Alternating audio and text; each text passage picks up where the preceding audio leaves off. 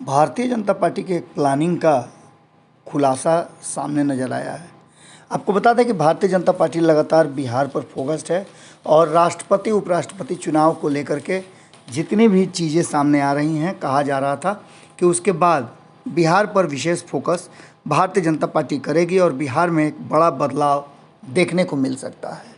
आपको बता दें कि इस पूरे मामले को लेकर के हमने पड़ताल करने की कोशिश की, तो जो जानकारी सामने आई है वो स्पष्ट तरीके से ये बता रही है कि भारतीय जनता पार्टी एकला चलो को लेकर के एकल प्लान बनाने की तरफ पूरी मजबूती के साथ आगे बढ़ रही है। ये सारा मामला तय किया गया है कि राष्ट्रपति उपराष्ट्रपति का चुनाव हो जाए और इसमें उसके उम्मीदवार की जीत हो, उसके बाद इस प्लान पर पूरी तरह से एक्शन लिया जाएगा। आपको बता दें कि लगातार बिहार पर और बिहार को लेकर के भारतीय जनता पार्टी का थिंक टैंक अपने हिसाब से मंथन कर रहा है। बिहार के दर्जनों नेताओं ने, केंद्र के जो नेता हैं और जो भारतीय जनता पार्टी के थिंक टैंक हैं, जो केंद्रीय नेतृत्व है, उस पर लगातार दबाव बना रहा है बिहार में अपने हिसाब से चीज़ों को बदलने का।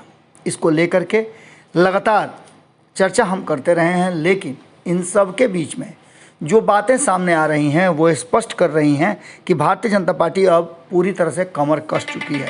इसको लेकर के जो चीज़ें सामने आ रही हैं वो एक तरफ इशारा कर रही हैं कि कहीं ना कहीं जो बात सामने दिख रही है उससे अलग भारतीय जनता पार्टी अपने लिए नया रास्ता अपना रही है और बिहार देश का ऐसा पहला राज्य होगा जहां इस तरह का प्रयोग भारतीय जनता पार्टी करने जा रही है। आपको बता दें कि प्रधानमंत्री के जाने के बाद तय हो गया था कि भारतीय जनता पार्टी के राष्ट्रीय अध्यक्ष जेपी नड्डा बिहार आएंगे। उनके 2 दिवसीय दौरे को लेकर के तैयारियां बड़ी तेज़ी से चल रही हैं। यह सब पहली बार होगा जब जेपी नड्डा के अगुवाई में भारतीय जनता पार्टी के सभी जो प्रकोष्ठ हैं उन प्रकोष्ठों की संयुक्त बैठक होगी। सभी मोर्चा, लगभग 7 मोर्चा हैं और 7 मोर्चा के प्रतिनिधि एक साथ बैठेंगे और बैठ करके बिहार को लेकर के पूरी तरह से इसमें सोच रखी जाएगी और हर किसी का मंतव्य लिया जाएगा। इसके लिए इस कार्यक्रम को सफलतापूर्वक आयोजित करने के लिए और लोगों को विचार देने के लिए इसमें 2 दर्जन से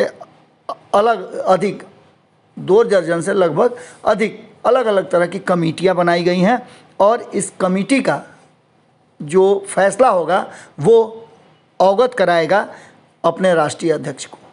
इससे पहले आपको बता दें कि कई दौर की बैठक हो चुकी है और इसमें कई वरिष्ठ नेता शामिल हैं। चूँकि ये बैठक पटना में होनी है, इसलिए पटना के भाजपा के जितने भी विधायक हैं, सांसद हैं, वो इसमें मौजूद रहेंगे। कई दौर की बैठक हो गई है और इसकी पूरी जिम्मेवारी 5-6 लोगों पर डाली गई है कि इस कार्यक्रम को सफलतापूर्वक आयोजित किया जाए और किसी को कोई परेशानी नहीं हो। वहीं आपको बता दें कि 7 जो मोर्चा हैं, जिसमें महिला मोर्चा है, युवा मोर्चा है, एससी मोर्चा है, एसटी मोर्चा है, अल्पसंख्यक मोर्चा है, अति पिछड़ा मोर्चा, पिछड़ा और अति पिछड़ा, किसान मोर्चा है, इन सभी के प्रतिनिधि और पदाधिकारियों को बुलावा भेज दिया गया है।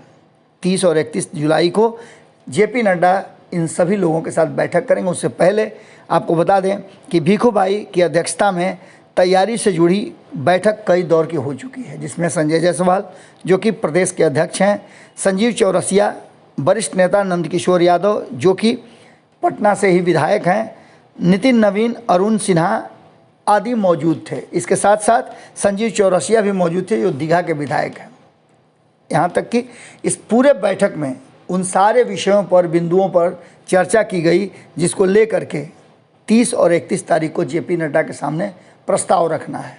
अब देखने वाली बात होगी कि पहली बार भारतीय जनता पार्टी का ये प्रयोग कि 7 प्रकोष्ठों को, 7 मोर्चों को एक जगह बैठा करके आखिर बिहार में किस तरह की रणनीति और राजनीति का आगे मुजाहिरा करती है। आपको बता दें कि बूथ लेवल तक लगातार भारतीय जनता पार्टी अपना जो प्रभाव है और जनाधार है वो बढ़ाने और लोगों तक पहुंचने का कार्यक्रम पहले ही बना चुकी है।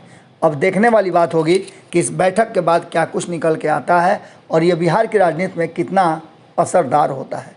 जुड़े रहिएगा भारत लाइव के साथ, क्योंकि इस पूरे मामले में नीतीश कुमार से बिल्कुल अलग भारतीय जनता पार्टी अपने दम पर अपने हिसाब से सारी तैयारी कर रही है। निश्चित रूप से ये नीतीश कुमार के लिए परेशान करने वाला जरूर होगा। अगर ये वीडियो पसंद आई और वह बिहार के राजनीति और बिहारियत से सरोकार रखेनी तो सब्सक्राइब बटन दबा के चैनल के सब्सक्राइब कर ली।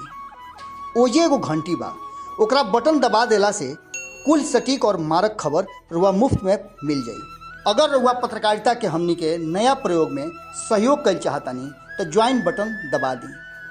पेटीएम नंबर नोट कर ली 9386816700। धन्यवाद।